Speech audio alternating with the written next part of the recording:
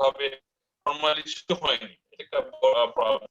তো ব্যাংকিং গুলো বাংলাদেশ থেকে আমাদের এক্স গভর্নর ছিলেন রাজীব উনি এখানে রুল করলেন মানে target based financing by cost of finance, very good initiative for modes. আমি যেটা অবজার্ভ যে প্রবলেম এখানে আছে সেমি বিজনেস এগুলো অর্গানাইজ বা স্ট্রাকচার মানে not qualified and to go to the bank, এটা বলা যায় দে আর ব্যাংকেবল না। তো ব্যাংকেবল না হওয়ার কারণে ব্যাংক করছে they are earning profit, so based on the earning of the profit bank তাদেরকে একটা একটা একটা ব্যাংকে হুকে পড়ছে যেটা ফাইন্যান্স ফি হবে। তো তার সুযোগটা আছে আর কি কোনো কিছু ডকুমেন্ট নাই, অনেক ক্ষেত্রে হচ্ছে কি অনেক ডকুমেন্ট করে নিজের দিয়ে তারপর প্রায়োরিটি তাকে ফাইন্যান্স দেওয়া হবে। অনেক ক্ষেত্রে দেখা যায় এই ধরনের ফাইন্যান্সিং গুলো করে না। আমার একটা সাবজেক্ট বিকল্প এরকম যেটা আমরা ক্যাপিটাল ফান্ড করে থাকি। ভেঞ্চার ক্যাপিটাল প্রাইভেট ইকুইটি ফান্ডে কি হয়, যখন ফাইন্যান্স হয় আমি তো একটা পার্টনার, আমি নিজে টাকা খরচ হলো তার কোয়ালিটি ইমপ্রুভের জন্য, কোয়ালিটি কি বলে তার ক্যাপাসিটি ডেভেলপমেন্টের জন্য ইনভেস্ট করা হয়। যেমন ধরেন রেকর্ড কিপিং, তার strategy plan for next 5 years, কারণ ব্যাংক অফ ফাইন্যান্স কোন একটা অর্গানাইজেশন তাকে 5 ইয়ার চোখে দেখতে হবে, 5 ইয়ার্স চেক করতে হবে। তো সেই কোয়ালিটি ইমপ্রুভমেন্ট, সেই ক্যাপাসিটি ইমপ্রুভমেন্টের জন্য ডেফিনেটলি কাউকে কাজ করা উচিত, যেগুলো করে না ব্যাংক। করে কি ওই অর্গানাইজেশনের পকেট বেসে ডকুমেন্টস গুলোকে খুব সাজায় করে ফার্নিশ করে ফাইন্যান্স করে দেওয়া হয়, but this is not a process that. আমাদের প্রস্তাব হচ্ছে এটাকে একটা মডেল করা পারে কিনা ব্যাংকগুলো করেন তার ট্রেড অ্যাসোসিয়েশনকে ব্যাংক কনসালটেন্ট ব্যাংক এবং অ্যাসোসিয়েশনের ডিপার্টমেন্ট হতে পারে না, যে এটা হবে ওই ট্রেড অ্যাসোসিয়েশনকে প্রমোট করা ব্যাংকিং ফাইন্যান্স, এবং যেখানে কনসালটেন্টের রোলটা হয় তাদের কোয়ালিফাই করে আনা, তাদের ব্যাংক করে দেয়া। এই তাকে করে দেওয়া হবে by the consultant, that does not mean bank will accept. Bank তার নিজের স্ট্যান্ডার্ড দিয়ে নিজের পলিসি দিয়ে কাজ করে দিয়ে হয়ে যাবে কোয়ালিফাইড। কনসালটেন্টের কাজ হতে পারে কনসালটেন্ট তাকে রেকর্ড কিপিং ইনশিওর করে, ট্যাক্স ভ্যাট প্রসেস গুলোকে অ্যালাইন রাখবে, এবং অ্যাডিশনাল টু তাকে 5 ইয়ার্স স্ট্র্যাটেজি প্ল্যান করে দেওয়া যেতে পারে, কারণ ব্যাংক তো তাকে 5 ইয়ার্স বা দেন 5 ইয়ার্স কোথায় এই জিনিসটা দেখবে, এবং কারণ সেখানে তার মার্কেট লিঙ্কেজ দিতে পারে, যে ব্যাংক লিঙ্কেজ ফরওয়ার্ড দিতে পারে। যেমন কোন এসএমই ম্যানুফ্যাকচারার যে প্রোডাক্ট ম্যানুফ্যাকচার করছে সে মার্কেট পাচ্ছে না, কনসাল্ট এমন হতে পারে কনসালটেশন মার্কেট লিংক করে দিচ্ছে যে মার্কেট কোথায় বিক্রি করবে, বা দেখলো যে কোন র ম্যাটেরিয়াল সে পায় না বাট ব্যাকওয়ার্ড লিংক, অর্থাৎ কনসালটেন্টের রোলটাকে তার ব্যবসাকে শুরু করার জন্য, তাকে ক্যাপাসিটি ডেভেলপমেন্ট করার জন্য, রেকর্ডিং হোক, ট্যাগ ভ্যাট হোক, স্ট্র্যাটেজি হোক, তার অপারেশনাল হোক, তার মার্কেট লিংকস হোক, সব অ্যাডজাস্ট করে দিচ্ছে। এটা যদি হয় আমরা গুড কোয়ালিটি পোর্টফোলিও দিতে পারে। আমি বুঝেন ভেঞ্চার ক্যাপিটাল কি নিজের টাকা ইনভেস্ট করে, যেহেতু সে ওখানে ইনভেস্ট করে তার একটা লং টার্ম প্ল্যান থাকে, সে ইনভেস্টেড টাকাটা তুলে আনবে। তো সেই জন্য সে টাকা ইনভেস্ট হলো তার ক্যাপিটাল ডেভেলপমেন্টের জন্য কাজ, তো ব্যাংক তো সেজন্য নেই যে নিজেটা খরচ করে ডেভেলপ করবে। সেজন্য ব্যাংক ইনিশিয়েটিভ পারে যে পার্টিটাকে কোন কাউন্টার গ্যাপ, সে কাউন্টারটা ডিপেন্ড না আইজন ভুল তো বিজনেস এসএম এন্টারপ্রাইজ ঠিক পেকে ডেফিনেটলি একটা পার্টনারশিপ, একটা পার্টনারশিপ আর মিডল কামিং আমাদের বিজনেস আইজ অনুযায়ী তার গভর্নমেন্ট, কারণ একটা স্ট্র্যাটেজি কোন ছোট বিজনেস 2-3 পেজের হতে বা একটা বিজনেস যেটা 25 পেজ, মানে it be more explanatory। এই জন্যই মনে হয় ব্যাংকগুলো এমন একটা মডেল খুঁজে নিতে পারে বা তৈরি করতে পারে, যে কনসালটেন্টের সাথে নিয়ে তার ক্যাপাসিটি ডেভেলপমেন্ট করানো, third bank get in portfolio definitely এটাকে প্রমোটের জন্য এগুলো কাজ করা এবং কোয়ালিটি ইনিশিয়েটিভ নিয়ে কাজ করা, একটা কোয়ালিটি অপারেশন ডেফিনেটলি হতে পারে, সেটা আমার personal. And thanks Tom for inviting me to this contemporary discussion.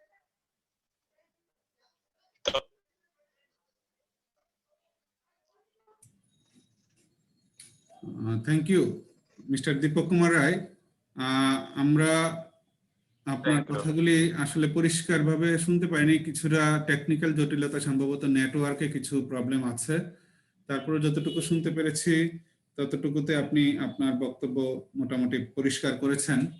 আমরা আশা করি আপনার এই যে ইচ্ছা এবং আপনার যে সেবা করার যে মানসিকতা উদ্যোক্তাদের জন্য সুফল বয়ে আনবে। আমরা এই পর্যায়ে আমাদের যে প্রধান অতিথি আছেন, আমাদের আনোয়ার ফারুক তালুকদার স্যার, ডাচ বাংলা ব্যাংকের সিনিয়র এক্সিকিউটিভ ভাইস প্রেসিডেন্ট, এবং স্যারের পরিচয়টা আমি একটু তুলে ধরছি। আজকে আমরা সংক্ষিপ্ত আকারে আমাদের প্রোগ্রামটা শেষ করতে চাই। আমরা গতকালকে আমাদের 1 ঘন্টার প্রোগ্রাম ছিল, কিন্তু আমরা প্রায় 2 ঘন্টার উপরে প্রোগ্রামটা শেষ করতে সময় লেগে গিয়েছিল। ধারাবাহিকভাবে আজকে আমাদের প্রোগ্রামটা আমরা একটু সংক্ষিপ্ত আকারে শেষ করতে চাই।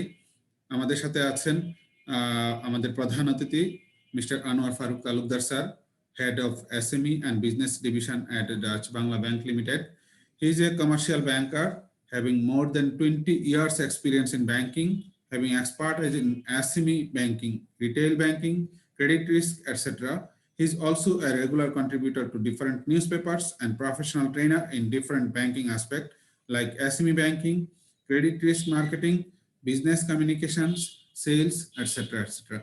স্যারের অনেকগুলো গুণ আছে, আমি গুণগুলি বলে শেষ করতে পারবো না।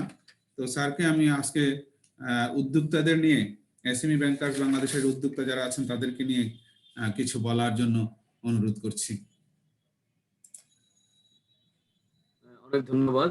এবং আজকে যারা আমাদের এই প্রোগ্রামটা শুনছেন বা যারা এই প্রোগ্রামে পার্টিসিপেট করছেন তাদেরকে আমি অভিনন্দন জানাই যে আজকে তো একটা সুন্দর প্রোগ্রাম। অর্থাৎ যারা নাকি উদ্যোক্তা হতে ইচ্ছুক এবং যারা ইতিমধ্যেই উদ্যোক্তা হওয়ার জন্য এক পায়ে এগিয়ে এসছেন, আমি মনে করি যে আপনাদের উদ্যোক্তাদের উদ্যোক্তা হওয়ার যে ইচ্ছাটা, সেই ইচ্ছাটাই হচ্ছে আপনাকে একটি ধাপ সামনে এগিয়ে নিয়ে যায়।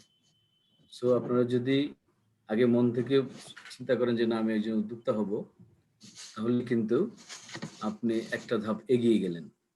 সুতরাং এইটা একটা বড় জিনিস। অনেকেই এটা স্যাক্রিফাইস করতে পারে না। অনেকে সবাই চিন্তা করে আমি পড়াশোনা করব, পড়াশোনা করে একটা চাকরি বাকরি করব। এটা বাঙালির একটা ইতিহাস। মুসলিম বাঙালির কথা যদি বলা হয় বা আদি যে হিন্দুদের কথা যদি বলা হয়, হিন্দু বাঙালিদের কথা, উদ্যোক্তা শ্রেণী যারা তৈরি করেছে, উদ্যোক্তা শ্রেণী তৈরি করার পিছনে কিন্তু হিন্দু বাঙালিদের অবদান অনেক বেশি। তারা যেমন চিন্তা করতে যে না ঠিক আছে আমরা পড়াশোনা করে বা আমরা যতটুকুই পড়াশোনা করি তারপর আমরা উদ্যোক্তা হইব, যে কারণে আমরা অনেক পুরাতন আমলের একটা উদ্যোগের কথা আমি বলতে পারি, লক্ষ্মীনারায়ণ কটন মিল। আজকে দেখতে পাওয়া যায় না। এটা ছিল মানে একটা উল্লেখযোগ্য একটা প্রতিষ্ঠান, যেটা হিন্দু একজন ভদ্রলোকের নামে এই প্রতিষ্ঠানটি গড়ে উঠেছিল। সেটা দীর্ঘদিন টিকেছিল। এবং বাংলাদেশের আমি দেখেছি এমন কোনো জায়গায়, আমরা ছোটবেলায় এই লক্ষ্মীনারায়ণ কটন মিলের বিভিন্ন দেখেছি, মানে দোকানে তাদের পরিবেশও আমরা দেখেছি। ইদানিং কালে অবশ্য চোখ একটু কম পড়ছে, এই আর খোঁজ খবর নেওয়া হয়নি।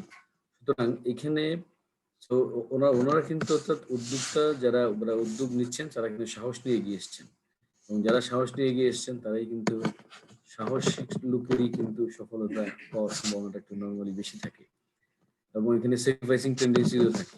তো একটা জিনিস, যখন আমি উদ্যোক্তা হতে চাই তাহলে কিন্তু আমার কিন্তু উদ্যোক্তা হতে গেলে আমি উদ্যোক্তা হলাম, বা সেখান থেকে উদ্যোক্তাদের জন্য উদ্যোক্তা হয়ে আমি কিন্তু আরো কিছু 2-4 জন 5 জন 7 জন যাই হোক লোকের কর্মসংস্থানের ব্যবস্থা করতে হবে। আজকে সকালবেলায় আমি ঢাকা বিশ্ববিদ্যালয়ের আইসিই একটা ইনস্টিটিউট আছে, ওখানে একটা কথা বলতেছিলাম।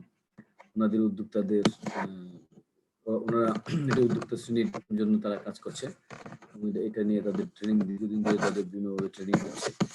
আজকে সকালবেলা আমি কথা বলতেছিলাম, ওখানেও দেখলাম যে আমি অনেকেই ওখানে নারী উদ্যোক্তারা ছিলেন অনেক, তারা এখানে জয়েন করেছেন এবং তাদের অনেকেরই এই উদ্যোক্তা যে হয়ে এবং তারা যে 5 জন 7 জন 10 জন লোকের কর্মসংস্থান করতে পেরেছেন, তারা কিন্তু অনেক নিজেদেরকে তারা গর্বিত বোধ করছেন এবং সেটা আমরাও তাদেরকে সেলিউট জানিয়েছি। এটি কিন্তু আসলে আমাদের দেশের প্রকৃত প্রেক্ষাপটে আমরা যে অবস্থানে আছি, আমরা উন্নয়নশীল দেশের মর্যাদা আমরা লাভ করেছি, কিন্তু আমাদের কিন্তু উন্নয়নশীল দেশের মর্যাদা লাভ করাটাই কিন্তু আমাদের জন্য বড় বিষয় নয়। আমাদের জন্য কিন্তু আরো সামনে অনেক উচ্চ মধ্যম আয়ের দেশ, তারপর উচ্চবিত্তের দেশ, ওই জায়গায় পৌঁছানোর আমাদের একটা স্বপ্ন দীর্ঘদিনে রয়েছে। সেই স্বপ্নটাকে যদি সামনে এগিয়ে নিয়ে যেতে হয়, আজকের যারা উদ্যোক্তা শ্রেণী আছেন বা তরুণ উদ্যোক্তা যারা, শুধুমাত্র আমি মনে করি তাদের হাত ধরেই এই কাজটা করা সম্ভব। সুতরাং আজকে যারা উদ্যোক্তা হতে চাচ্ছেন বা ইতিমধ্যে যারা উদ্যোক্তার ইয়াতে পা দিয়েছে, তারাই কিন্তু এই দেশটাকে এগিয়ে নিয়ে যাবে। এবং আমি এই কথাটা এই কারণে বলছি, কারণ আমাদের দেশে যে বিশাল যে মার্কেট, আপনারা দেখেন এখন আমাদের দেশে কিন্তু অনেক মাল্টিন্যাশনাল কোম্পানি তার অফিস, মাল্টিন্যাশনাল প্রতিষ্ঠান তার শাখা, এখানে ব্রাঞ্চ, তারপর এগুলো খুলতেছে। কেন খুলতেছে? কারণ হচ্ছে যে এখানে একটা বিশাল মার্কেট আছে। সেই বিশাল যে মার্কেট, 18 কোটি মানুষের এক বিশাল মার্কেট, সেই মার্কেটটাকে তারা কিন্তু সেই মার্কেটটার কথা বিবেচনায় নিয়ে তারা আজকে আমাদের দেশে আসছে। তার মানে কি, আমাদের দেশে যে কনজিউমার শ্রেণী তৈরি হয়েছে, সেই কনজিউমার শ্রেণীর যে চাহিদা, সেই চাহিদা পূরণ করার জন্যই এবং আমাদের যে মধ্যবিত্ত বা উচ্চ মধ্যবিত্ত শ্রেণীর যে ডিমান্ড বা চাহিদা যে তৈরি হয়েছে, সেটার প্রেক্ষাপটে কিন্তু আজকে দেখেন কেএফসি, ম্যাকডোনাল্ডস এর মতো বড় বড় খাবারের দোকান, ওয়ার্ল্ড চেইন, এগুলো কিন্তু আমাদের দেশে চলে আসছে এবং আরো অনেকগুলা আসার পথে আছে। সুতরাং এইটাই কিন্তু এটা প্রমাণ করে যে আমাদের দেশে এটা বিরাট যে মার্কেট আছে। আপনি যদি প্রতিশ্রুতিশীল থাকেন এবং আপনার প্রোডাক্ট যদি যথাযথ মানের হয়, উচ্চ মানের হয়, তাহলে অবশ্যই ভোক্তা শ্রেণীকে আমাদের ভোক্তা শ্রেণীর আস্থা অর্জন করা খুব বেশি কঠিন মনে হবে না। সুতরাং এবং উদ্যোক্তাদের হাত ধরেই কিন্তু আমাদের আজকের যে বাংলাদেশ যে অবস্থানে এসছে, ডেফিনেটলি এটা আপনি চিন্তা করে দেখেন, সেটা কিন্তু উদ্যোক্তাদের হাত ধরেই এসছে। সেখানে বড় উদ্যোক্তা হিসেবে যদি সবচেয়ে বড় উদ্যোক্তা হিসেবে চিন্তা করেন, বিবেচনা করেন, তাহলে অবশ্যই এটা গভর্নমেন্ট থাকে সবচেয়ে বড় উদ্যোক্তা। গভর্নমেন্টের পক্ষ থেকে ইনভেস্টমেন্ট সবচেয়ে বেশি হয়। তারপর উদ্যোক্তা শ্রেণী, তারপরও দেখেন আমাদের দেশের প্রেক্ষাপট বিবেচনায়, তারপরে আমাদের যে প্রাইভেট সেক্টর যেটা আছে, আমাদের প্রাইভেট সেক্টর বিশাল একটা অংশ। এখন প্রাইভেট সেক্টরটাই হচ্ছে আমাদের এই উন্নয়নের একটা চালিকা শক্তি। এবং উন্নয়নের চালিকা শক্তি প্রাইভেট সেক্টর। এই প্রাইভেট সেক্টরে লিড দিচ্ছেন কারা? প্রাইভেট সেক্টরকে আজকে লিড দিচ্ছেন এক সময়ের এই এসএমই উদ্যোক্তারাই। এক সময় যারা এসএমই উদ্যোক্তা ছিলেন, আজকে তারা বড় কর্পোরেট প্রতিষ্ঠানে পরিণত হয়েছেন। সুতরাং আপনারা যদি আজকের যে বড় বড় উদ্যোক্তা, তাদের যদি গল্প শুনেন, প্রাণের পেছনের গল্প যদি শুনেন, আমজাদ হোসেন সাহেব যখন মেজর জেনারেল আমজাদ হোসেন যখন প্রাণ তৈরি করেছিলেন, তখন কি প্রাণ কি ছিল? তখন কি শুরুতে এত বড় প্রতিষ্ঠান ছিল? 1 লাখ কোটি কর্মসংস্থান কি শুরুতেই তারা করতে পেরেছিল? নো। শুরুতে তারা তখন RFL, রংপুর ফাউন্ডারি লিমিটেড নামে একটা প্রতিষ্ঠান দিয়ে তারা কিন্তু ব্যবসা শুরু করেছিল। সেই ক্ষুদ্র উদ্যোক্তা এসে 1982-83 সালে দিয়ে সম্ভবত ঘটনা। সেইখান থেকে সেই প্রতিষ্ঠান আজকে কত বৃহৎ প্রতিষ্ঠান, সারা বিশ্বের কত বড় বড় দেশে তারা আজকে তাদের পণ্য রপ্তানি করছে এবং আমাদের দেশের ফ্ল্যাগ ক্যারিয়ার হিসেবেও কিন্তু একটা বিরাট ভূমিকা রাখছে। সুতরাং আজকের যিনি ক্ষুদ্র উদ্যোক্তা বা আজকে যিনি উদ্যোগ নিচ্ছেন, তিনি ভবিষ্যতের জন্য এই আমরা আশা করি যে আজকের এইখানে যারা আমাদের কথা শুনছেন, তাদের মধ্য থেকে অবশ্যই আমরা এরকম আরেকজন আমজাদ চৌধুরী হয়তো খুঁজে পাবো, এরকম আরেকজন কুতুবউদ্দিন হয়তো আমাদের এখান থেকে তৈরি হবেন, আরেকজন সামসাং এস চৌধুরী আমাদের কাছ থেকে তৈরি হবেন। এই আজকে যে ট্রান্সকম ব্যাপারে যখন দেখেন কত বড় প্রতিষ্ঠান, এটা কিন্তু সর্ব উদ্যোগের পিছনেই কিন্তু শুরুটা কিন্তু সবারই ছিল ক্ষুদ্রভাবেই তারা শুরু করতে হয়েছে। শুরুটাই ছিল নিজের পকেটে টাকা নিয়ে কোনো একটা উদ্যোগে নিজেদেরকে সম্পৃক্ত করা। সুতরাং এই উদ্যোগে যদি সম্পৃক্ত করতে পারেন একটা পর্যায়ে, এবং ধৈর্য যে বড় জিনিস হচ্ছে ধৈর্যটা ধরে রাখতে হবে। ধৈর্য থাকলে এটা কাজ করাটা অনেক বেশি সহজ হয়, আবার যদি ধৈর্য হারা হয়ে যান তাহলে আবার মুশকিল হয়ে যায়।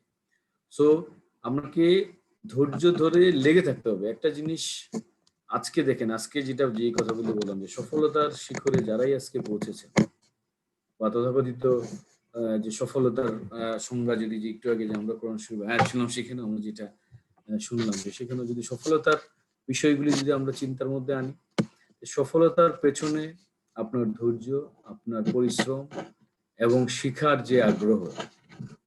শেখার আগ্রহটা সবসময় থাকতে হবে। আমরা যদি কখনো মনে করি যে আমরা শিখিয়ে ফেলেছি অনেক কিছু, আমরা অনেক কিছু জানি, তাইলে মনে করবেন যে আপনার দুয়ার বন্ধ হয়ে গেছে। আপনি যদি মনে করেন যে আমি শেখা শেষ, তাইলে কিন্তু আপনার দুয়ার বন্ধ। সুতরাং অলওয়েজ, যেমন আমি বলি, আজকে যে আমি এখানে এই প্রোগ্রামে আপনাদের সামনে কথা বলছি, আমিও কিন্তু আপনাদের কাছ থেকে আমি শিখছি। আমিও শিক্ষানবিশ পর্যায়ে আছি। এই যে এই দীপক কুমার রায় সাহেব যে কথাগুলি বললেন, ওনার কাছ থেকে আমরা কিন্তু অনেক কিছু শিখতে পেরেছি। কামালের কথা থেকে আমরা নতুন কিছু শিখতে পারছি। সুতরাং এখানে শিক্ষার যে জিনিসটা, এটা কিন্তু বয়সের ব্যাপার না। সুতরাং আপনার বয়স বেশি হতে পারে, আপনার বয়স কম হতে পারে, আমি আপনার কাছ থেকে শিখতে পারি। আপনি একটা বিষয়ে আমার থেকে এক্সপার্ট থাকতেই পারে। আপনি আমার চাইতে একটা জিনিস ভালো উপদেশ দিতে পারেন, অবশ্যই পারেন। এবং সেটা আমি ব্যক্তিগতভাবে সেটা আমি সহাস্য চিত্তে আমি এটা অ্যাকসেপ্ট করি। নতুন কোনো কিছু এই জন্য কখনোই যে আলোচনার দুয়ার কখনোই বন্ধ রাখতে হয় না, সবসময় আলোচনার দুয়ারটা আসলে খোলা রাখতে হয়। তো আলোচনার দুয়ার খোলা রাখলে যখন ব্যক্তি বিশেষটা যখন আলোচনা বসে বা আলোচনা করে, তখন কিন্তু তার একটা ফলাফল, অবশ্যই ইতিবাচক একটা ফলাফল আসে। সুতরাং আমি মনে করি আমরা নিজেদের যথাযথভাবে যে উদ্যোক্তা আমরা যারা হতে চাই, আমাদের জন্য আমাদের শিক্ষাটা চালিয়ে নিয়ে যাওয়ার একটা প্রবণতা আমাদের মধ্যে থাকতে হবে। এবং আমাদের যে জিনিসটা থাকতে হবে, আমাদের চোখ কান খোলা রাখতে হবে, কোথায় কখন কি ধরনের বিজনেসের অপরচুনিটি তৈরি হচ্ছে, কোন দিকে গেলে আমি আমার ব্যবসাটাকে ভালোভাবে পরিচালনা করতে পারবো, কোন প্রোডাক্টের কোন এলাকায় কি ডিমান্ড আছে।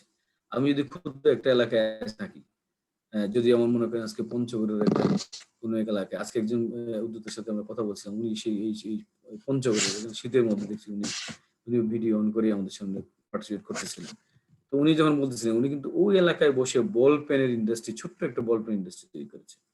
আপনি দেখেন, উদ্যোক্তা সে একজন মাদ্রাসার শিক্ষকও, পাশাপাশি সেই উদ্যোক্তা হয়েছে এবং সে তার প্রতিষ্ঠানে প্রায় 20-25 জন লোক কাজ করে। আপনি চিন্তা করে দেখেন, যেখানে আমরা উত্তরাঞ্চলে মঙ্গা এলাকা বলি, অথচ দেখেন উনি একটা এই উদ্যোগ তৈরি করেছে এবং সেই উদ্যোগের উনি কিছু সমস্যার কথাও বললো,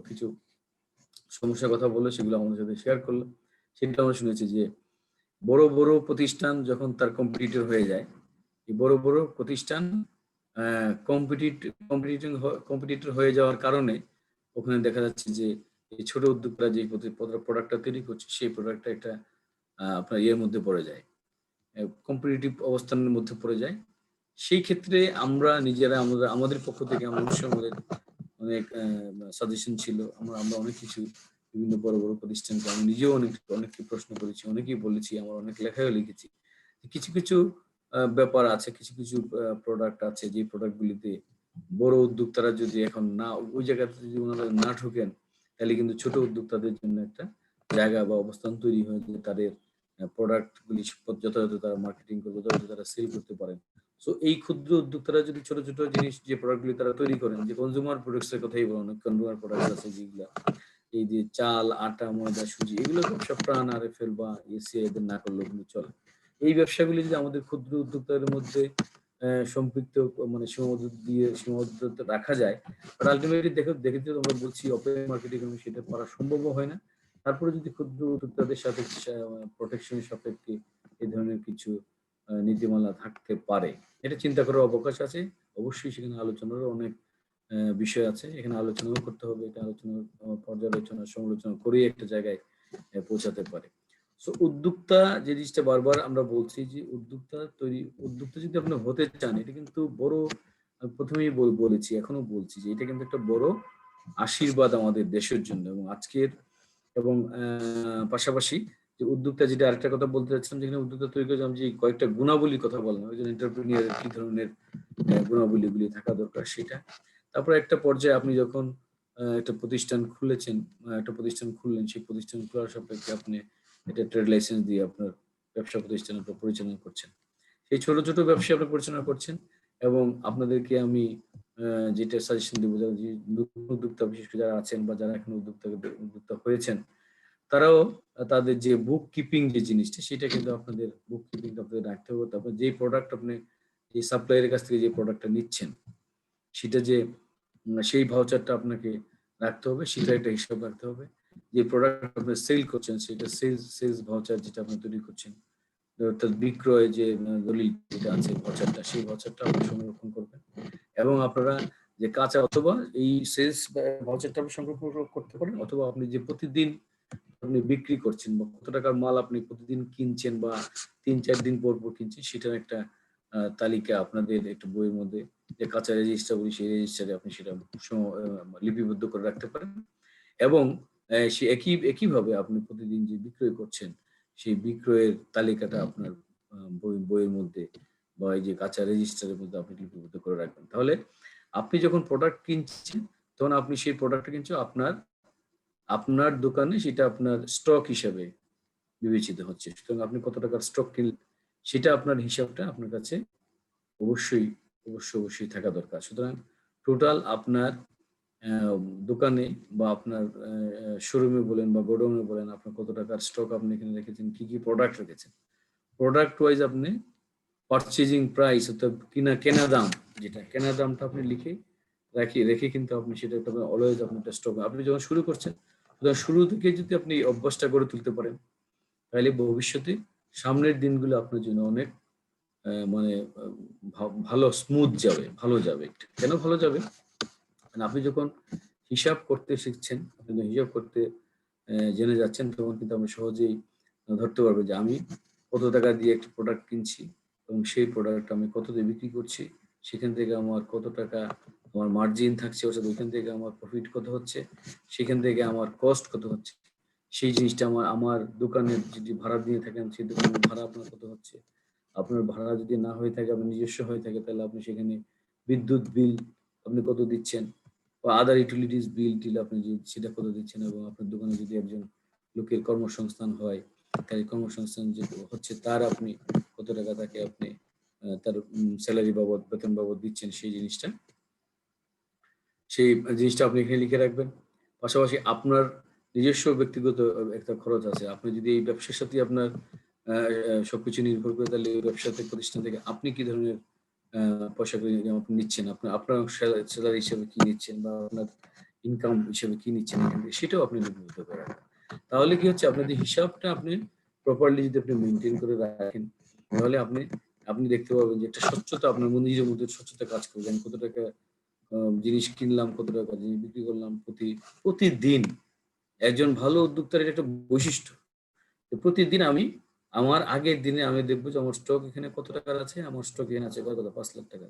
আমি আজকে বিক্রি করেছি কত টাকা, আমি বিক্রি করেছি আজকে হয়তো বা আমার কথা 50,000 টাকা আমি বিক্রি করেছি। তো 50,000 টাকা আপনার প্রতিদিনের সেল, প্রতিদিনের ইয়ের মধ্যে আপনি সেটা লিপিবদ্ধ করে রাখেন। তাহলে মাস শেষে যে আপনি টোটাল আপনার সেল হলো কত, আর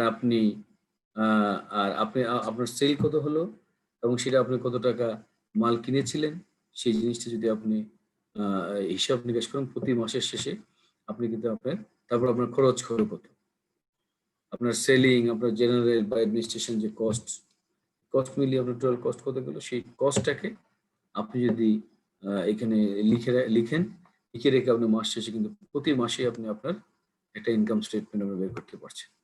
ইনকাম কত হচ্ছে, আপনার এক্সপেন্স কত হচ্ছে, সেখান থেকে কিন্তু আপনি সহজভাবে আপনার যে প্রতিষ্ঠানের জন্য এটা লাভ হচ্ছে নাকি লস হচ্ছে, সেটা কিন্তু আপনি বের করতে পারছেন। এই হিসাবটা রাখার, এই জন্য আমি বলছি, একটু জোর দিয়ে বলছি যে আপনি যদি এটা তৈরি করতে পারেন, এই হিসাবটা যদি করতে পারেন এবং এটা যদি আপনি নিয়মিত রাখতে পারেন, তাহলে আপনার জন্য উদ্যোক্তা হওয়ার জন্য আরো একটা ভালো ধাপ আপনি এগিয়ে গেলেন।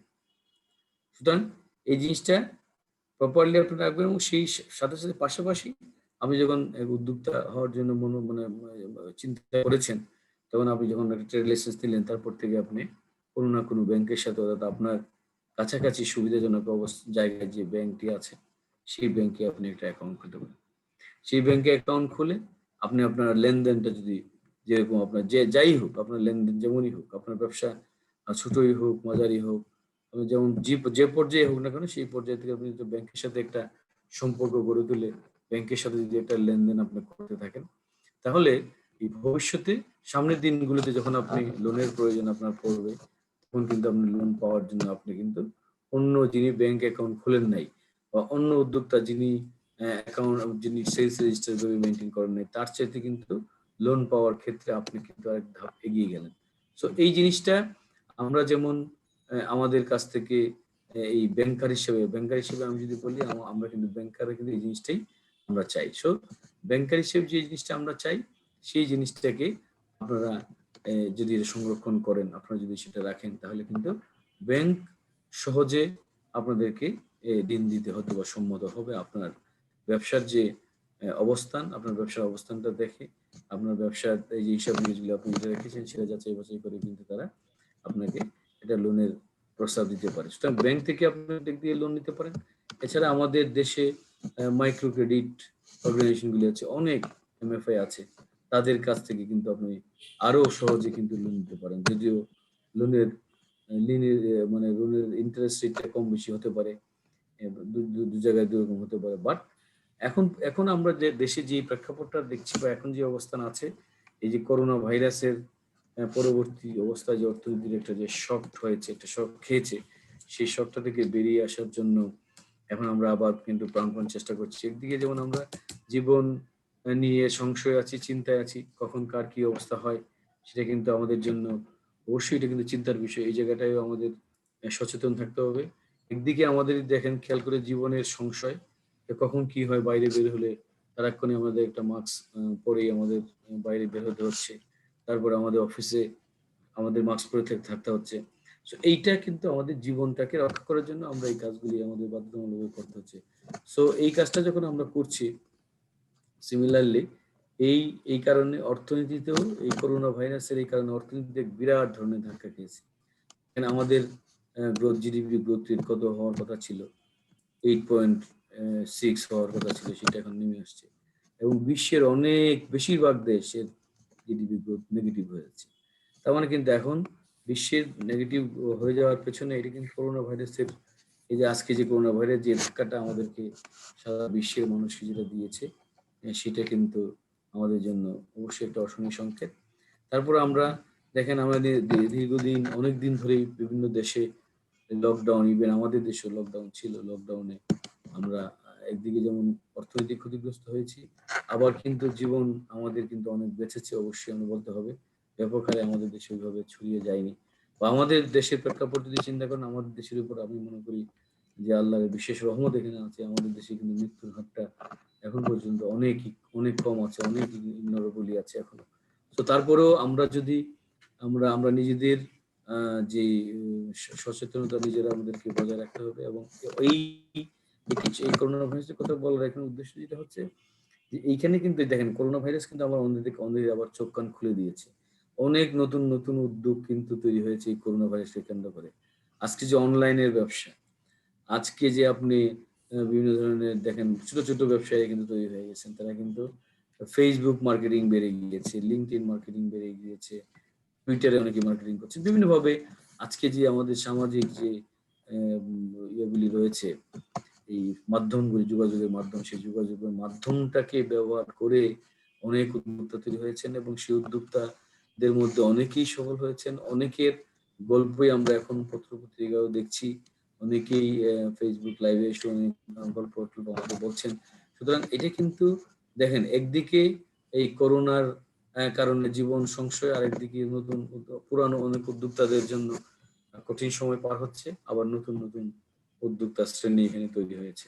যে কারণে আজকে যে অনলাইন ভিত্তিক যে প্রতিষ্ঠানগুলি, তাদের বিক্রি অনেক বেড়েছে এবং ই কমার্সের অনেক চাহিদা বেড়েছে। অনেকে কার্ড ইউজ করে দোকানে যে কার্ড দিয়ে পেমেন্ট করতে চায় না, সেক্ষেত্রে তারা অনলাইনে পেমেন্ট করতে চায়। বাসায় বসে কেউ পণ্য নিতে চায়, সেক্ষেত্রে দেখেন একদিকে কুরিয়ার সার্ভিসের ব্যবসা কত বেড়ে গিয়েছে। অনেকে খাবার, যে দোকানে যে খাবার, রেস্টুরেন্টে যে খাবার খেতে চায় না, খাবার ঘরে এনে খেতে চায়, তো এই খাবারের দোকানের ব্যবসাটা কিন্তু ভিতরে ভিতরে ওই দিক থেকে গড়ে উঠেছে। যদিও আমাদের অনেক ব্যবসায় নাম বলতে গেলে সব অনেক বলা যাবে, কত ব্যবসায় অনেক ধস নেমে গেছে।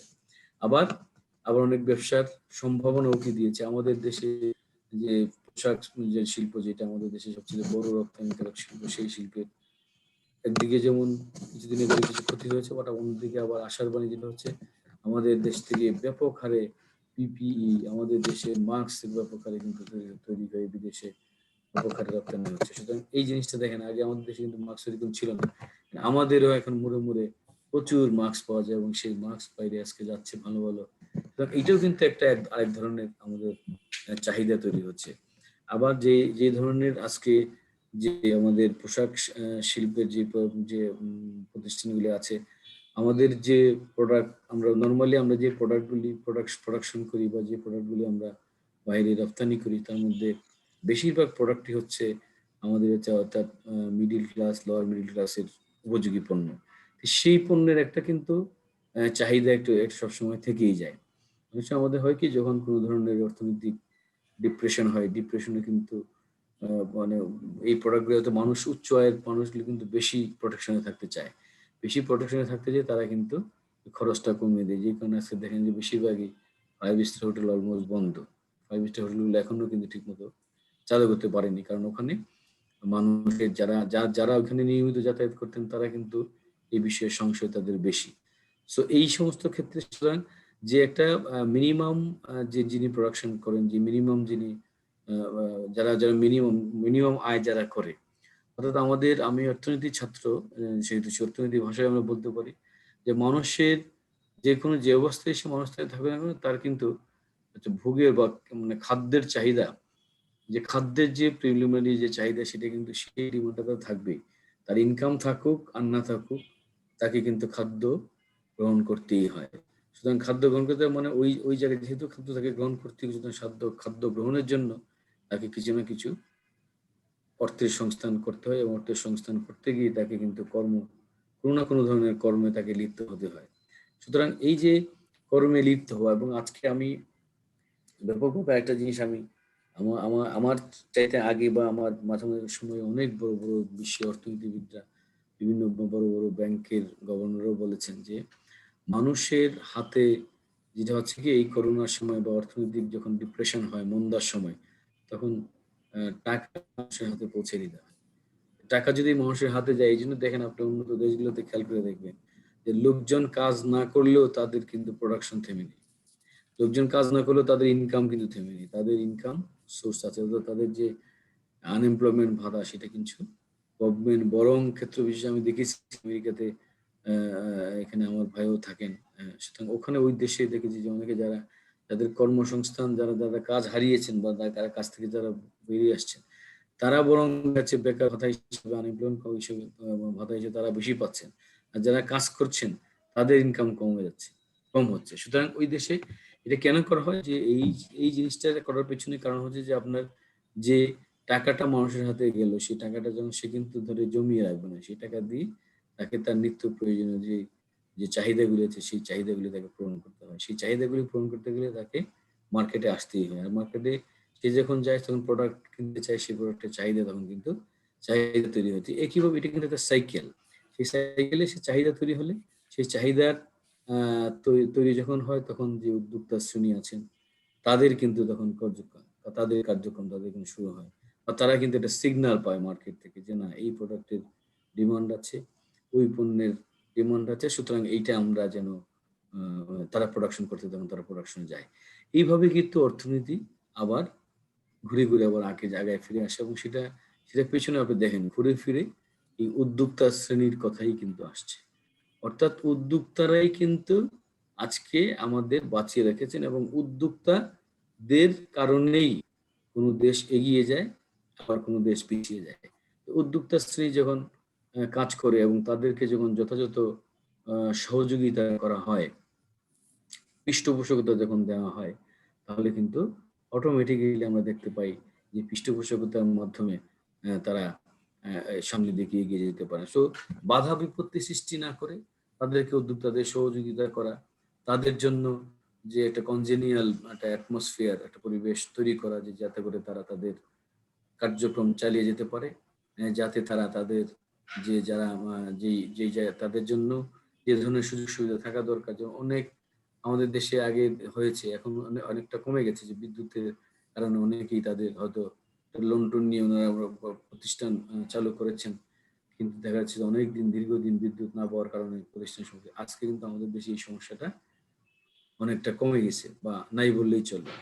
সুতরাং এই উদ্যোক্তা শ্রেণীর জন্য এই যে আমাদের এখন বিদ্যুতের ব্যবস্থা, তারপর আমাদের যে প্রোডাকশন বা আমাদের যে ইনফ্রাস্ট্রাকচারটা কিন্তু অনেক এখন অনেক ভালো, রাস্তাঘাট অনেক বেশি এখন ডেভেলপ, যে কারণে আপনি কিন্তু দেখেন আজকে একদম অজপাড়াগা থেকে আমাদের আজকে ঢাকা শহরে কোনো জিনিস প্রোডাকশন প্রোডাক্ট চলে আসতে কিন্তু খুব বেশি সময় অপেক্ষা করতে হয় না, এবং সেই রাস্তাঘাটও এখন আগের চেয়ে অনেক ভালো। সুতরাং আমাদের এখন যারা উদ্যোক্তা হতে চান তাদের জন্য আজকে এই অবস্থানটা, এই পরিবেশটা এখন অনেক উদ্যোক্তা বান্ধব বলে আমরা মনে করি। এবং ঋণ নেওয়ার ক্ষেত্রেও যে জিনিসটা আছে যে আমরা, আপনারা যারা পত্রিকায় খোঁজখবর রাখেন দেখেন যে ব্যাংকের কাছে এখন কিন্তু প্রচুর লিকুইডিটি আছে, প্রচুর তরল সম্পদ আছে, অর্থাৎ টাকা আছে, হাতে সোজা হিসাব।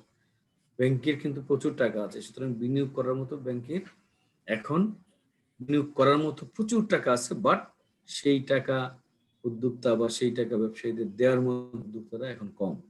কমের পিছনে এটাও কিন্তু একটা কারণ, যে কমের পিছনে কি কারণ, এই যে আমাদের প্যান্ডামিক, কিছু চাহিদা তো কমে গেছে, অস্বীকার করার তো কোনো উপায় নেই, সেটা তো আমরা সবাই দেখছি। আগে যেভাবে একটা দোকানপাটে যেভাবে বিক্রি হতো সেভাবে একটু বিক্রি হচ্ছে না।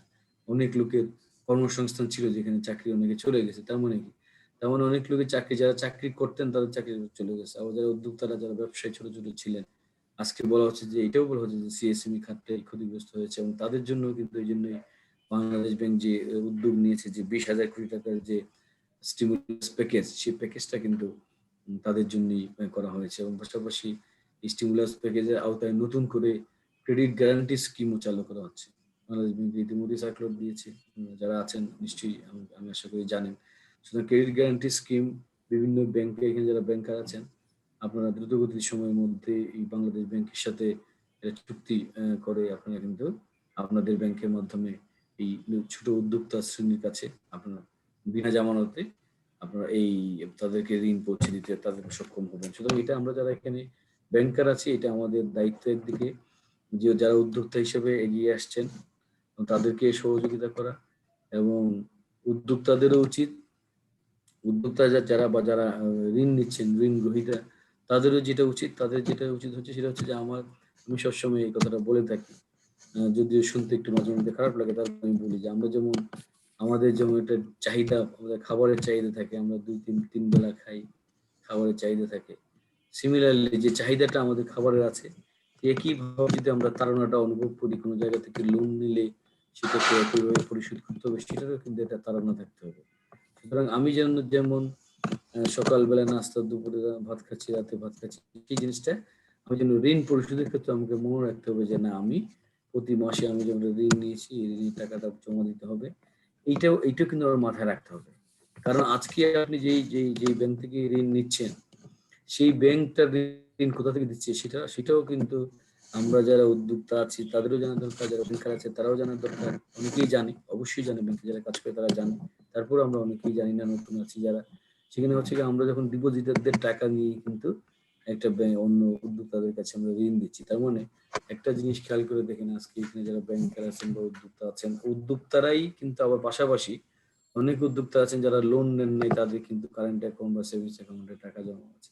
সুতরাং তাদের টাকা জমানো টাকা থেকে কিন্তু আরেক উদ্যোক্তাকে আমরা লোন দিচ্ছি। সুতরাং আজকে আপনি যখন একটা ব্যাংকে টাকা রাখছেন, আপনি কিন্তু চাহিদা মাত্র, অন ডিমান্ড আপনি এই টাকাটা আপনি পাওয়ার অধিকার রাখেন। আপনার ব্যাংক বা আর্থিক প্রতিষ্ঠান বাধ্য আপনার চাহিদা মাত্র আপনাকে টাকাটা ফেরত দেওয়া।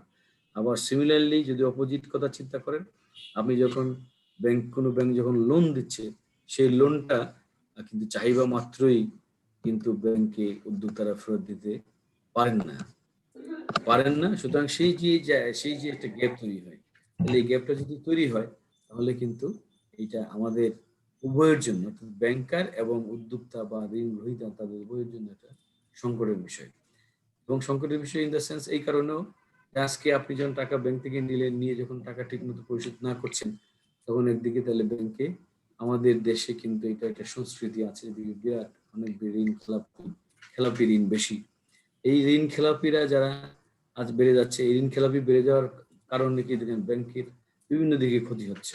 ব্যাংকাররা যারা আছেন তারা অনেকে বুঝবেন, যারা বুঝবেন না তাদেরকে আমি একটু বলছি যে একটা ঋণ যখন খেলাপি হয় তখন কিন্তু এটার ইম্প্যাক্টটা কিন্তু বিভিন্ন ধরনের ইম্প্যাক্ট, এবং সেটা ব্যাংকের ব্যালেন্স শিটে ব্যাপক ব্যাড ইম্প্যাক্ট করে। একদিকে যেমন খেলাপি ঋণের পরিমাণটা বেড়ে যাচ্ছে, আমাদের লোনের এই যেই খেলাপি যেই পরিমাণ লোন খেলাপি হলো সেটার জন্য তাকে কিন্তু সেটার ইন্টারেস্ট যে আসতেছে সেটার ইন্টারেস্ট কিন্তু সে ইনকাম নিতে পারছে না। যে ইন্টারেস্ট ইনকামে নিতে পারছে না তারা কিন্তু ইন্টারেস্ট ইনকামে নিতে না পারার কারণে এই একদিকে ব্যাংকের ইনকাম থেকে ব্যাংক বঞ্চিত হচ্ছে, আবার যে ঋণটা খেলাপি হচ্ছে তাকে কিন্তু প্রভিশন, এটা যে কথা আছে ব্যাংকাররা বুঝবেন, প্রভিশন রাখতে হয়। স্পেশাল প্রভিশন আছে, একটা আছে স্পেশাল প্রভিশন, একটা হচ্ছে জেনারেল প্রভিশন। স্পেশাল প্রভিশন যে স্পেসিফিক প্রভিশন, এটা যে ক্লাসিফাইড লোনের ধরন অনুযায়ী সাবস্ট্যান্ডার্ড, ডাউটফুল এবং ওয়েট অ্যান্ড লস, এই তিনটার জন্য যে আমাদের যে প্রভিশন লোনের যে প্রভিশন, একদিকে যেমন ইনকামটা ইনকাম নিতে পারছি না, দুই নম্বর হচ্ছে আবার অন্য ভালো লোনের মাধ্যমে যে ইনকাম আমরা করেছি সেই ইনকাম থেকে আমাদের আলাদা করে প্রভিশন রাখতে হচ্ছে। সুতরাং এটা ব্যাংকের জন্য একটা বিরাট ব্যাড ইম্প্যাক্ট, সোসাইটির জন্য একটা ব্যাড ইম্প্যাক্ট হলো এই জন্য যেই পরিমাণ টাকাটা আপনি লোন নিতে পারলেন না বা আজকে খেলাপ হইলো, সেই কারণে এই লোনটা আবার আপনি যদি ফেরত দিতেন তাহলে আরেকজন উদ্যোক্তা হবে, আরেকজন ঋণ দেওয়া যেত। এমনকি সামাজিক ভাবে আপনি একদিকে যেমন ব্যাংকের ওইটা আর্থিক লস হচ্ছে, অন্যদিকে আপনার সমাজকেও পিছিয়ে দিচ্ছে। যেটা আপনি যে টাকাটা আজকে দিলেন না সেই টাকাটা দিলে আরেকজন উদ্যোক্তা সেই লোনটা পেতে পারতো, সেই সুযোগটাও আপনি বন্ধ করে দিলেন। সুতরাং কেউ উদ্যোক্তাদের মধ্যে আমি চাই না বা আমরা কেউই চাই না যে উদ্যোক্তাদের মধ্যে থেকে যেন কেউ খারাপ অবস্থার মধ্যে পড়েন বা ইচ্ছাকৃতভাবে কেউ। স্যার, আমার একটা প্রশ্ন আছে আপনার কাছে, আনোয়ার ফারুক তালুকদার স্যারের কাছে। আপনার আলোচনা আমি খুব মনোযোগ দিয়ে শুনতেছিলাম, খুব চমৎকার এবং খুব গুরুত্বপূর্ণ কথাগুলো আপনি বলতেছেন। আমার প্রশ্নটা হচ্ছে যে আপনার বিনা জামানতে উদ্যোক্তাদের জন্য যে ঋণটা দেওয়া হয় সেক্ষেত্রে ইন্টারেস্টের পার্সেন্টেজটা কত এক্স্যাক্টলি? এইটা ইন্টারেস্টের পার্সেন্টেজটা এখন তো জানিনি, বাংলাদেশ আমি জানি কিনা জানি না, 9%, হ্যাঁ। সবার জন্যই 9% যে ইন্টারেস্ট রেটটা, আচ্ছা, সবার জন্য 9%। তবে নতুন উদ্যোক্তাদের ক্ষেত্রে এটা নতুন কম্প্রোমাইজ করার বিষয় আছে কিনা? যে গ্যারান্টি স্কিমে যে লোনটা, স্টিমুলাস প্যাকেজে ওটা যে লোনটা আসছে সেটার জন্য সেই লোনটা নিলে উদ্যোক্তারা 4% অথবা 5%, সরি 4% ইন্টারেস্ট দিতে হবে। 4% ইন্টারেস্ট দিতে হবে। তবে সাবজেক্ট হচ্ছে আপনার কথা হচ্ছে যে আপনাকে ঋণ পরিশোধটা সময় মতো করতে হবে, তাইলে আপনি 4%-এ। এটার কতদিনের মধ্যে করতে হবে বা হাইয়েস্ট কত টাকা নেওয়া যাবে? এইটা যে গ্যারান্টি স্কিমের মাধ্যমে যেটা করেছে 2 লাখ টাকা থেকে সর্বোচ্চ 50 লাখ টাকা পর্যন্ত নেওয়া যাবে এটা। আচ্ছা, আমরা এক্ষেত্রে শুনি যে আসলে ঋণ পাওয়াটা অনেক সহজ এবং অনেকের মধ্যে একটা আতঙ্ক কাজ করে যে আসলে বিনা জামানতেও যদি আমরা ঋণটা আনতে যাই তাহলে এখানে যে কাগজপত্র এবং আরো অনেক ডকুমেন্টস এর ব্যাপার থাকে, অনেকে নতুন উদ্যোক্তা হিসেবে ঋণ আনাটা এবং হচ্ছে আপনার ব্যাংক ফেস করাটাকে অনেকে একটা ভয় হিসাবে বা ভীতি হিসাবে এখানে সমাজে উপস্থিত আছে আর কি। বিষয়টা যদি সহজলভ্য সবাইকে বোঝানো যায় তাহলে নতুন উদ্যোক্তারা আরো উৎসাহী হয়ে সহজেই তারা ঋণটা নিতে আসবে। তো সেক্ষেত্রে আসলে ঋণের যে প্রসেসটা ওইটা কিভাবে করতে হবে? ঋণ নেওয়ার যে প্রসেস সেটা তো আমি কিছু কথা বলেছি। তার মধ্যে যে কিছু ডকুমেন্ট, যে ম্যান্ডেটরি যে ডকুমেন্ট যেটা লাগে সেটা হচ্ছে যখন একজন উদ্যোক্তা হিসেবে ঋণ নেবেন, আপনি যদি যেটা বললাম ট্রেড লাইসেন্স করা লাগবে, আপনার একটা ট্রেড লাইসেন্স লাগবে। ট্রেড লাইসেন্স, তারপরে আপনার যে ব্যবসাটা করছেন, যে আমি বুক কিপিং কথা যেটা বললাম, sales voucher, sales register maintain করবে, সেখান থেকে আপনার ট্রেড লাইসেন্স যদি আপনার থাকে অবশ্যই থাকতে হবে। লোন নিতে গেলে অবশ্যই ট্রেড লাইসেন্স থাকা লাগবে যদি আপনি বিজনেস লোন নিতে চান, তাহলে ট্রেড লাইসেন্স আপনার লাগবে। আপনার যদি যে পরিমাণ আপনি ইনকাম দেখাচ্ছেন বা যে আপনি যদি নতুন উদ্যোক্তা না হন, যদি আপনি এক্সিস্টিং উদ্যোক্তা থাকেন, 2 বছর ধরে আপনি ব্যবসা করছেন, সেক্ষেত্রে আপনার যে পরিমাণ ঋণ আপনি নিতে চাচ্ছেন বা যে পরিমাণ ঋণ আপনার ব্যবসাতে দেওয়া যাবে, সেই পরিমাণ ঋণের টাকা পরিশোধ করতে যে আপনি যে পরিমাণ ইনকাম আপনি করছেন সেই ইনকামটার জন্য আপনাকে যদি দেখানো হয়েছে এবং সেটা যদি ট্যাক্স লিমিট পার করে, অর্থাৎ আমাদের যেমন এখন যেটা আছে এই বছর থেকে শুরু, যেটা আছে 3 লক্ষ টাকা আপনার বাৎসরিক ইনকাম 3 লাখ টাকার বেশি হয়, তাহলে আপনি টিআইএন নিতে ট্যাক্স হবে। দিতে সুতরাং হবে। আপনার বেশি টিআইএন লাগতেছে। সো আপনার যে স্টক মেনটেন করছেন সেই স্টকের আপনার স্টক লাগবে, স্টক রিপোর্টটা লাগবে। স্টক রিপোর্টের পাশাপাশি আপনার রিসিভেবল, আপনার পেয়েবল কি আছে সেই জিনিসগুলো আপনাদেরকে দিতে হবে। এনআইডি তো এখন বাধ্যতামূলক, সব যে কোনো কাজের জন্য এখন এনআইডি লাগে, সুতরাং এনআইডি লাগবে।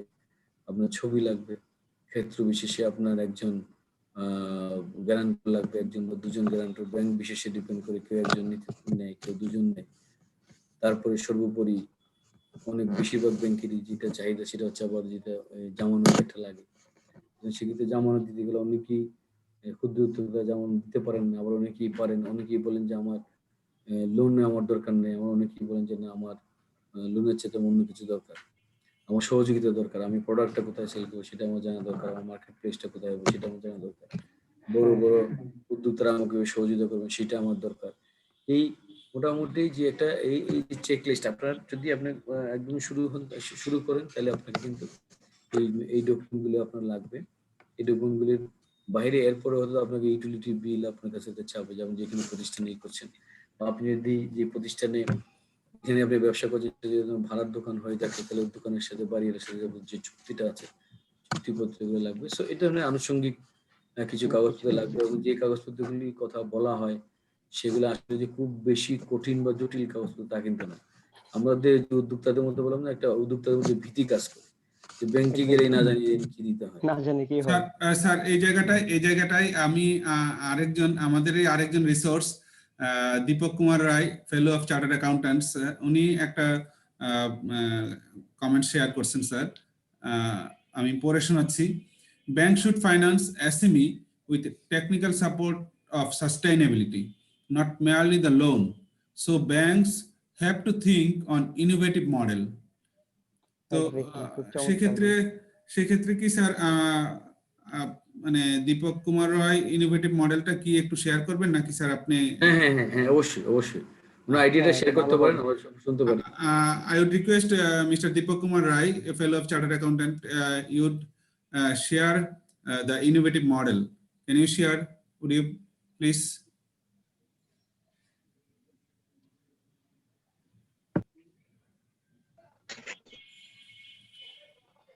Hello, Yeah. হ্যালো, হ্যাঁ, আমরা শুনতে পাচ্ছি। কেমন শোনা যাচ্ছে? হ্যাঁ, শুনতে পাচ্ছি, আমরা শুনতে পাচ্ছি। মোটামুটি শোনা আমি যাচ্ছে। এটা হলো কি ধরেন প্রতিষ্ঠান যে মডেল ফাইন্যান্স করছে, সেমি গুলো শুরুতেই আমি এক্সট্রাক্টেড না, অনেকটি তারা কোয়ালিফাইড না। সেই জন্য কি আমি যে বলি বাইরে দেশে থেকে ক্যাপিটাল ফর্মে হয়তো টেকনিক্যাল সাপোর্ট তাদের কোয়ালিটি করে নেয়, ব্যাংকের শেয়ার বাদ থাকে না। তো ব্যাংক অনেকে হয় কি এসিমিল দেওয়া হয়, ম্যাক্সিমাম কি তারা ডিফল্ট করে, কারণ তাদের টার্গেট মেই করে নেওয়া হয়।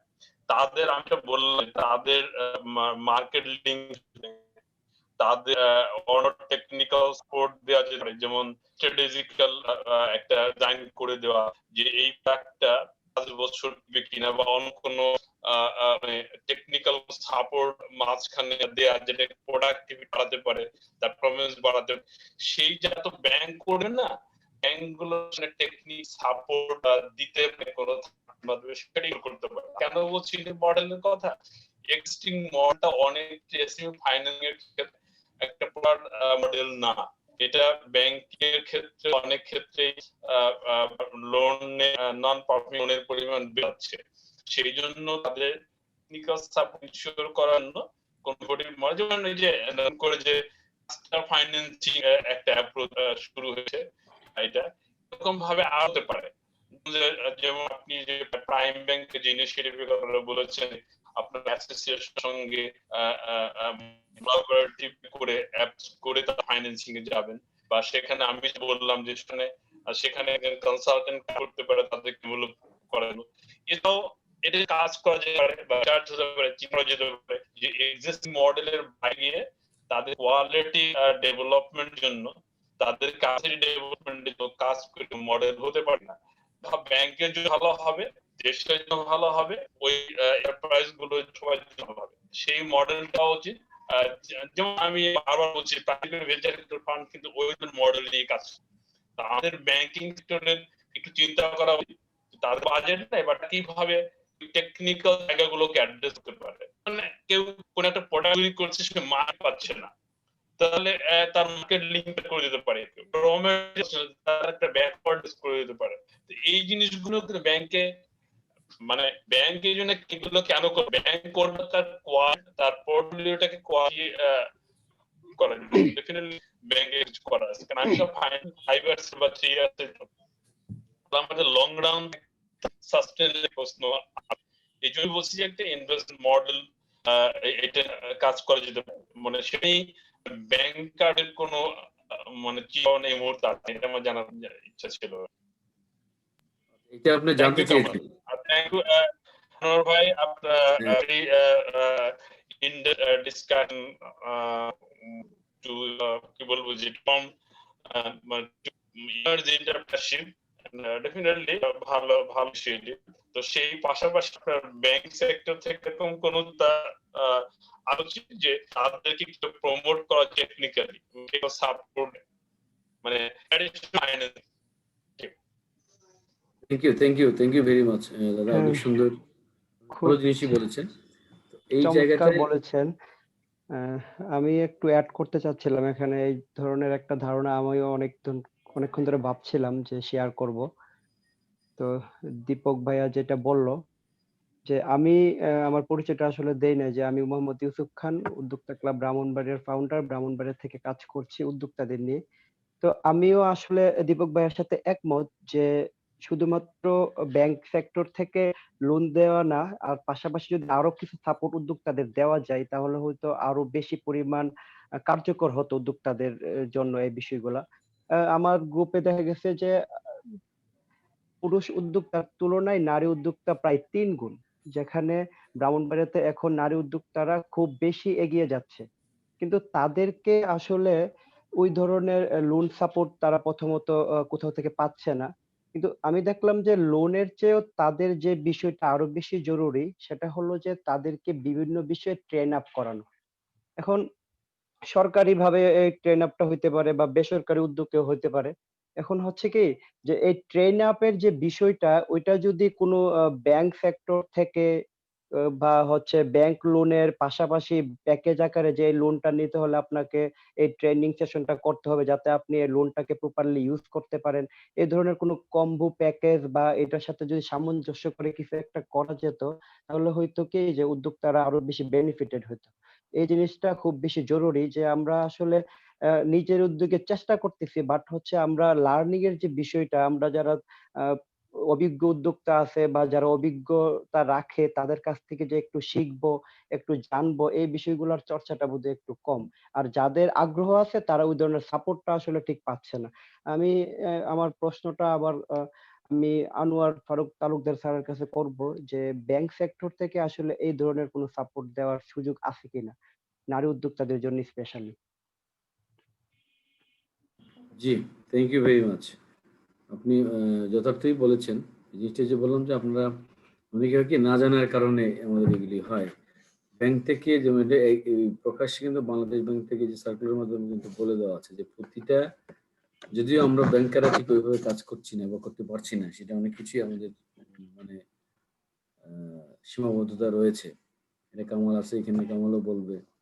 তো যেটা হচ্ছে কি যে বাংলাদেশ ব্যাংকে কিন্তু এটা সার্কুলারে বলে দেওয়া আছে যে প্রতিটা ব্যাংকে, আমাদের প্রায় 10,000 ব্যাংকের ব্রাঞ্চ আছে সারা বাংলাদেশে, সবগুলো মিলিয়ে বলা হয় যে প্রতিটা ব্যাংকের শাখা থেকে অন্তত কমপক্ষে 2 জন নারী উদ্যোক্তাকে তারা প্রশিক্ষণ দিবে এবং 1 জন অন্তত লোন দেবে। সুতরাং এই কাজটা যদি আমরা সব ব্যাংকাররা যদি যথাযথভাবে সঠিকভাবে করতে পারতাম, তাহলে প্রতি বছর কিন্তু আমাদের 10,000 নারী উদ্যোক্তা তৈরি হয়ে আসতেন।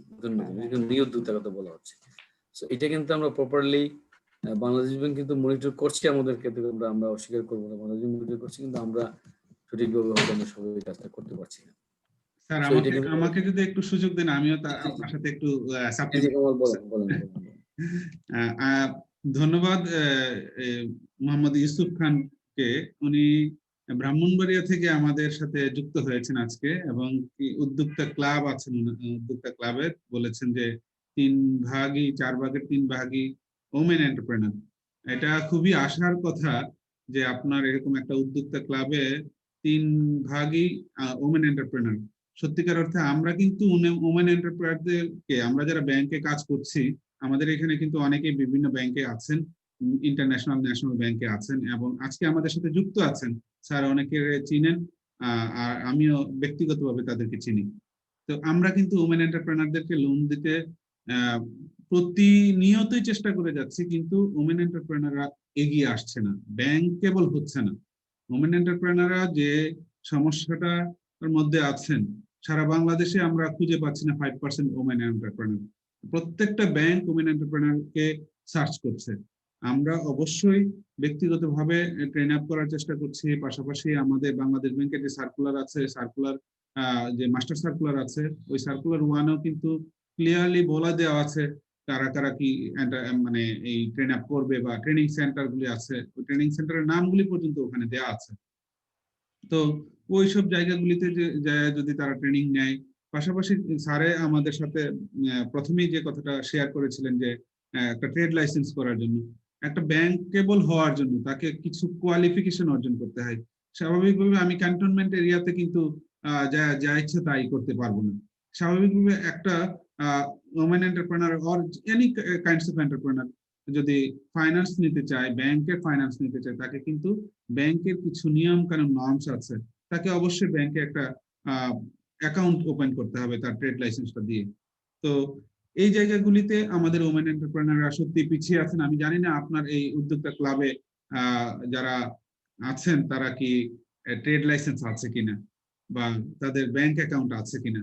যদি এই ধরনের এই পরামর্শগুলি আমাদেরকে দেন, আর এই ডেটাগুলি আমাদেরকে দেন, আমরা কিন্তু সত্যিকার অর্থে ব্যাংকের লোক না, শুধু বাংলাদেশ ব্যাংক যারা আমাদের রেগুলেটর আছেন তারা, পাশাপাশি সরকারও পর্যন্ত ওমেন উদ্যোক্তাদেরকে এগিয়ে নিয়ে যাওয়ার জন্য যথেষ্ট পরিমাণ চেষ্টা করে যাচ্ছে। এবং সত্যিকার অর্থে আশার কথা হলো, গতকালকে আমাদের একজন রিসোর্স এসএমই ফাউন্ডেশনের ম্যানেজিং ডিরেক্টর শফিকুল আলম ইসলাম স্যার দারুণ একটা কথা বলেছিলেন যে আগে একটা গবেষণায় দেখা গেছে যে 43% বাবা মা তার মেয়েদেরকে ব্যবসার কথা কখনোই বলতেন না, ব্যবসায়ী হও এই কথাটা কখনোই বলতেন না। কিন্তু রিসেন্টলি এই রিসার্চটা পরিবর্তন হয়ে 4%-এ নেমে আসছে। মাত্র 4% আপনার এই যে বলে যে আমরা ব্যবসা করতে পারবে না মেয়েরা, 43% থেকে এটা রিডিউস হয়ে 4%-এ চলে আসছে। এটা কিন্তু আমাদের আশার কথা। তো মোহাম্মদ ইউসুফের কে আমি অসংখ্য ধন্যবাদ জানাই যে আজকে পার্টিসিপেট করেছেন আমাদের এই প্রোগ্রামে। আমরা আগামীকালকেও থাকবো। আমি সবার উদ্দেশ্যেই বলতে চাই, স্যারের কথা শেষ হলে পরে আমরা প্রোগ্রামটা শেষ করে দিতে চাই, কারণ গতকালকে আমরা একটা প্রোগ্রাম করেছি প্রায় 12:30 পর্যন্ত। আজকে আমাদের 1 ঘন্টার প্রোগ্রাম ছিল, আজকে আমরা প্রায় 1 ঘন্টা হয়ে গেছে, আমরা শেষ করে দিব। স্যার যদি অনুমতি দেন পরবর্তীতে আমরা শেষ করে দিতে চাই। আপনার বক্তব্য শেষে স্যার।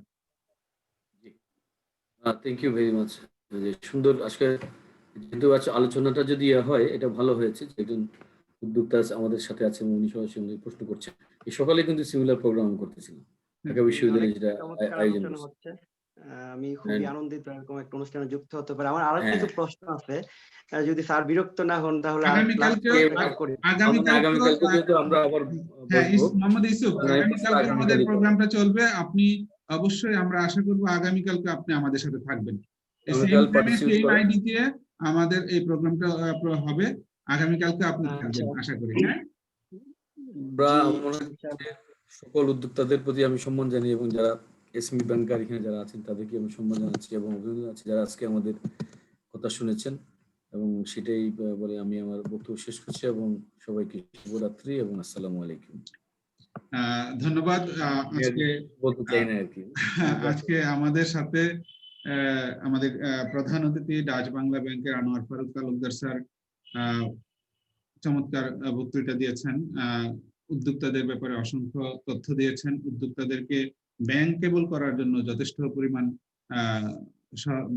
ইনফরমেশন দিয়ে সহায়তা করেছেন। স্যার আমাদের সাথে থাকার জন্য ধন্যবাদ। দিয়ে ছোট করব না, স্যারের উদ্যোগে আমরা গতকালকে শুরু করেছিলাম, আজকেও আবার আমরা আছি। এসএমই ব্যাংকার্স বাংলাদেশের পক্ষ থেকে আপনাকে অসংখ্য কৃতজ্ঞতা, শুভেচ্ছা, ধন্যবাদ। আর আগামীকালকে আমাদের ক্লোজিং সেরিমনি, 3 দিনের এই অনুষ্ঠানের ক্লোজিং সেরিমনিতে আমাদের চিফ গেস্ট হিসেবে আসছেন বাংলাদেশ সিকিউরিটিজ অ্যান্ড এক্সচেঞ্জ কমিশনের ডাইরেক্টর জনাব আবুল কালাম স্যার। আশা করি আপনারা সবাই আগামীকালকের অনুষ্ঠানে থাকবেন। আমাদের এই অনুষ্ঠানটি জুমের মাধ্যমে লাইভে প্রচার হচ্ছে। এসএমই ব্যাংকার্স বাংলাদেশের পক্ষে এই অনুষ্ঠানটি আয়োজনে আমি কোঅর্ডিনেট করছি। আর আমাদের সাথে যারা রিসোর্স আছে Dipak Kumar Roy, fellow of chartered accountant আছেন, আমাদের সাথে উদ্যোক্তা হিসেবে জয়েন করেছেন মোহাম্মদ ইউসুফ খান, এবং আমাদের সাথে আরিফিন স্যার জয়েন করেছিলেন, সঞ্জয় বসাক জয়েন করেছিলেন, আরো একজন ব্যাংকার জয়েন করেছিলেন, উনি হয়তো এখান থেকে চলে গেছেন। তারপর সঞ্জয় বসাক জয়েন করেছেন। প্রত্যেককে সম্মানের সহিত আমরা বলছি আগামীকালকে প্রোগ্রামে যেন আপনাদেরকে আমরা পাশে পাই। আমাদের ফেসবুকে যারা আমাদের সাথে আছেন, কমেন্টস করেছেন, লাইক দিয়েছেন, তাদেরকে আমরা আমাদের কৃতজ্ঞতা জানাচ্ছি। এসএমই ব্যাংকার্স বাংলাদেশের পক্ষ থেকে আপনাদেরকে আজকে মতো এখানেই আমরা অনুষ্ঠানটি শেষ করতে চাচ্ছি। সবাই ভালো থাকবেন, সুস্থ থাকবেন, সুস্থ, সুন্দর, উন্নত, মঙ্গলময় জীবনের প্রত্যাশায় আজকের মতো আল্লাহ হাফেজ। আল্লাহ হাফেজ। আল্লাহ হাফেজ। আল্লাহ হাফেজ। ধন্যবাদ সবাইকে।